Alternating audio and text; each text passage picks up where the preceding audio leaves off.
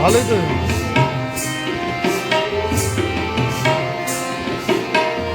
এই দশকটা মিলেট দশক করো করো তাকে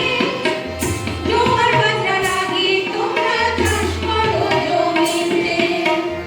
এই দশকটা মিলেট দশক করো করো তাকে জোয়ার বাজরা লাগিয়ে তোমরা চাষ করো জমিতে দেশে বাড়ো মিলেট চাষে উৎপাদনের হার